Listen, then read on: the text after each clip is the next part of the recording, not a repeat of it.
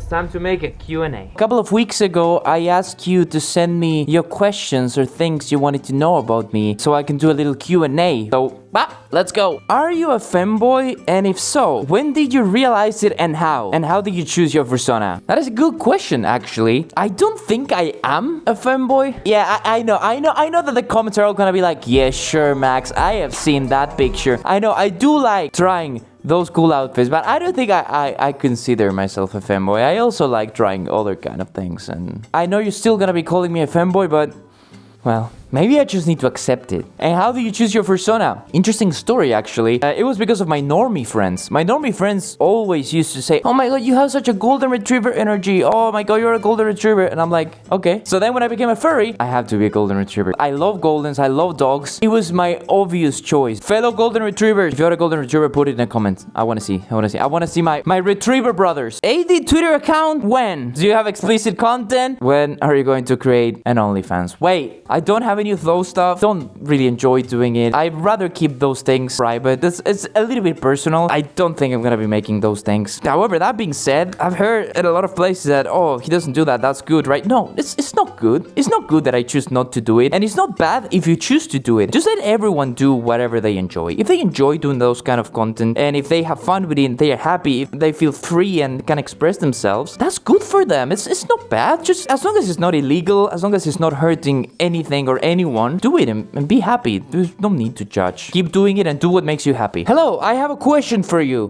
What is the earliest memory that you can recall when you enter the furry fandom? I enjoy watching your videos, even the ones where your boyfriend spooks out from your glass kitchen door. LOL. Well, I mean, thank you. I appreciate that you like my videos. I do not enjoy being scared of all the time, however. But well, the earliest memory I can recall joining the fandom, it would have to be the first Discord server I joined. Because I was actually watching those videos, I don't know if you remember, of people raiding furry Discord servers and trolling them. I stumbled upon those videos on YouTube, and I was so curious that I joined a furry server. Not to troll, but just to see, because people there seem nice. And I always liked Pokemon, and I always liked anthropomorphic things. So I was like, okay, let's join. And I joined, and I recall the first person who greeted me was extremely sweet and extremely nice, and I felt so welcome that I was like, I want to stay here. And I think that was my earliest memory that I can recall. Cypher asks, what is the fondest memory you have with your boyfriend? Well, I have a lot. I would say the one where we went to a little cabin in the middle of nowhere, that it was snowing as fuck. It was my first time ever seeing snow, and he rented a cabin for us where we were just there in the middle of nowhere. The cabin was super beautiful. We spent the days before Christmas there, right before I had to fly back to my country. So we even cooked together. We make some amazing carbonara. We exchanged gifts. It was so beautiful. That is one of the fondest memories I can remember. Kiro says, can you be my own?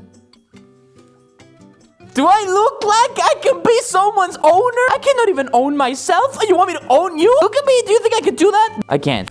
Fuck the microphone. Gabriel asks, how do you act so silly? Oh my god. Okay, well, let me answer you this question. I don't know. That's just who I am. That's just who I am. But you know what? You might think, listen. Sorry, Evie. You might think that this is how I always act in front of everyone. No, that's not true. I met a lot of people who met me for the first time and they were like, oh, Max, I thought you were gonna be like super energetic and talk a lot, but you're actually quite shy and you don't talk too much. And I'm like, yeah. I am actually extremely shy IRL. Imagine it like this. This is a chart, right? This is how silly I act, and this is how well I know you. It first starts very low, right? As we get to know each other, I start to become a little bit more silly, like let out a little bit more of myself. But then there is a point where I get very comfortable around you, and it just does this. That's the point of no return. I will be forever silly with you, and now you need to deal with me. Sorry. Next question. School says, so majority of people want skinny femboys, and as a plus-size guy myself, what are your thoughts and opinions on the stereotype, and if chunkier boys can be femboys? That is a great question. Even if I'm not a femboy, okay? Yeah, I know I'm giving femboy advice. I always say that being a femboy is not really about how you look. It's more like your state of mind. I don't know. You can be whatever you want to be. If you feel comfortable, if you have fun, you think that it's the best way to express yourself and you want to do it, do it. If it makes you happy, do it. Don't think about how others will react to it. No, just wear whatever makes you comfortable. If it's a femboy, if you want to be a femboy, be it, do it. Don't let anyone tell you can't. This is not about, no, you can't. You need to have this specific body type. So, no, fuck off. No. No. Jackson asks, how much of your camera roll could you post publicly? And how much would you never share to the world? Well, the thing is, some people, I don't know if, maybe it's you, okay? But some people have like separate folders for whatever they do. Or maybe they have like those, remember those secret calculators that you make an equation and you access a secret folder with hidden files? I don't have that. Everything is on my camera roll, just there for everyone to see. I could share some stuff, not all of it. How much would you never share is the second part of the question. Quite a lot of it. I like to keep some stuff for myself, okay? Sometimes I take pictures just to see how they would look, right? Don't you do that? Don't you just take like, oh, maybe I'm gonna record something just to see how I would look, but I will never post it anywhere. If you ever see me IRL, do not steal my phone and look at my camera roll. It's getting a bit hot in here. Next question. Swedish boy main asks, how do you shave? Interesting. Which part? That's you. I think, okay, I'm gonna assume you're talking about the legs. So I use the hair removal cream. This is the one that usually works the best for me. Like, just you put cream all over. That sounds bad. Then you let it rest for like 10 minutes and then you like scrape it with a spatula that it comes included. You can finish it with your razor of choice and then you're smooth. I think the tips I can give you is first take a warm shower so it cleans your pores and your pores get open. And if not, if you like pain and suffering, yay, pain! I don't. Sometimes. Waxing. Yeah, you can wax yourself. I hope I helped. At a convention, like we count Friday, Saturday, Sunday, I think up to like 500 hugs or something. Then you wonder why you get like concrete and stuff. Yeah, bro, yeah, I had 500 people. And some of them, even like at room parties, you get like touched by every... Wait, not in that way. Well, first of all, thank you so much. I appreciate that. Mostly self-taught, but I would love to go to a professional teacher one day and actually properly learn how to sing. Oh, bro, oh my god. I thought about this so much. Wait, I'm prepared for this. I think I would actually prefer him turning into a big, fluffy, fire hot... you know, a big fluffy Arcanine to cuddle. That would be perfect. It would be so cool. It's not that interesting. Just run around. I go to the dealer's den. I try to not spend money. I spend money because artists make so many good stuff. Then I just go have food with friends. I go check panels. I go to room parties sometimes. Not too crazy. I'd rather go to room parties that are a little bit more chill with just people I know, and maybe go to the rave. I don't do anything weird, or at least I would not tell you on It's always rectangles. How do you cut, like in the middle?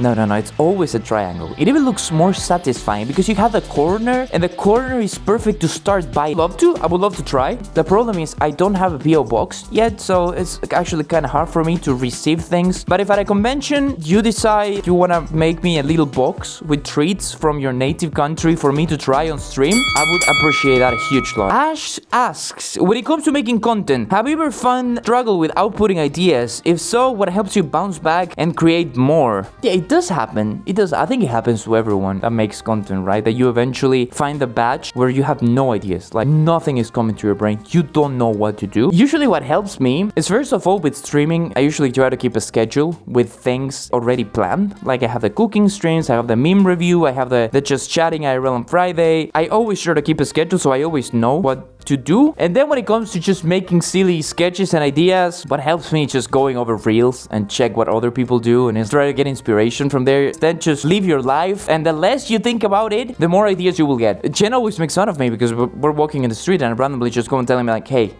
when we get home, put on your fursuit, take off your put your fursuit, I got an idea for a video. You gotta find your own technique, what helps you to like spark the creativity. Official asks, what is your highest priority when going to a convention? None. Literally zero. No priorities. And that's the best tip I can give you. Listen. Don't make plans. Maybe you can make 1 or 2 plans if you have like very close friends you want to meet. But at conventions, I don't make plans. Because if I plan, I am going to get depressed because I'm not going to be able to do it. There is so many things happening all the time. You walk 2 meters and something new happens.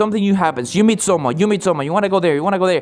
Friends tell you, we should go there. We should go here. Don't make plans. The priority should be go have fun. Whatever happens. That should be your biggest priority. Someone says, have you ever considered going to smaller American cons? Yes And I think that's where the most fun happens at conventions. Smaller conventions are so good. Yes, of course, going to a big convention when all your friends go, it's nice. It has the magic of seeing insane amount of people and you probably meet everyone. But you just meet them for 1 minute probably. And then you just move on to someone new. Smaller conventions everywhere, not only in the US. At least they allow you to constantly meet people day to day. And you can make like deeper connections with them. You can go have food. You can go chill. Everything feels more cozy, more at home. It's not just like, whoa, people. So I would suggest trying smaller conventions. They are extremely fun. So yes, I would love to go to smaller conventions. Not only in the US, but everywhere in the world. Danny says, what countries have you visited and where would you like to travel but haven't yet? Oh, I visited a lot of countries. Most of the times because of furry conventions. Germany, I was born in Argentina, Uruguay, the US, I've been to Canada, I've been to the UK, I've been to Austria, I'm gonna go to Spain now for IberCon. I'm also gonna visit a lot of countries. I've been all around. However, the countries I would love to visit, I have on my bucket list Asia, dude. I would love to go to Asia. I would love to go to Thailand. I would love to go to Malaysia. Of course, I would love to go to Japan. I would love to try to visit China. Asia is big on my bucket list. Midnight says, hey Max, I got a question for you. Yes? What is it like to be able to be a Twitch streamer? Is it a little stressful or maybe kind of overwhelming? Oh, it's great. I would say it's amazing. It gave me the chance to meet so many adorable people in the chat and then even meet them IRL. Going to conventions and see somebody that approaches me and says, hey Max, I love your streams. I've been watching. I have a lot of fun with them. They make my days better. To me, it's absolutely priceless. It makes me so happy. Overwhelming, stressful. Yeah, I guess it can be as overwhelming and stressful as like whatever. Not even as normal job. I'm sure there are jobs way more stressful than streaming, of course. If I have to say like my highlight thing is being able to meet people from all around the world with so many different cultures, talk to them, and then even meeting them at conventions. That is beautiful. I love it. I love it. Connor says, I don't know if people asked this already, but when did you start being a part of the furry community and how did your family think when you told them? I have no idea. I cannot put a date. Around 6 years. And what did my family do? I always told my family and my family has always been super chill about it. I always share everything with my mom and my sister. I share them like convention videos I make. I share them the pictures. And they even tried my fursuit. It's so much fun. I don't hide anything from them. They actually really enjoy it. I will keep sharing them. Maybe not all the pictures. You know, maybe not everything I do, but most of the things I do. Right? Do your family know that you're furries? Like, do they actually know? Have you told them or put it in the comments? I really want to know. Daniel Bremer says, can I rub your paws? No, you can't. My paws only belong to me and Jen, I guess. Itsuki says, why did you decide to make your channel mainly English speaking even though you're from Argentina? Was it to reach a larger audience? Good question. As I've said it before, I have so much fun meeting people from different cultures. And English is that language that is common to a lot of countries. Most of the people here in the furry fandom speak English, so I can interact with way more people. It's just that there's so much secret. I just wanted to meet more adorable beings from all over the world. Last question from Closet Fluff. What's some stuff you're excited for? Oh, a lot, actually. This year, I'm gonna be going to a lot of conventions. I'm going to IberCon, and I'm gonna be a guest of honor there for the first time. So that's gonna be a super interesting experience. I'm gonna go to Austria. That's always one of my favorite cons. I'm gonna go to Horizon, a convention in Italy, where I've also been picked as a guest of honor. It's gonna be very exciting for me, trying new things. I also need to give out panels, right? So I'm gonna try to beat the fear of going on a stage and talking in front of people. I'm also maybe trying to go to Anthrocon. It's gonna be my second time in the US for a convention. I want to keep doing more streams, keep bringing more interesting ideas that hopefully you enjoy. That's pretty much it. And thank you so much, guys, for watching the video. I hope you enjoyed. I hope you have fun. I hope you learned more silly things about me. And I will see you all on the next video. Here's some videos, YouTube things that you are going to enjoy. Hopefully you do. Don't forget to leave the like and subscribe and all that stuff. I'll see you on the next video, guys. Woof and bye-bye.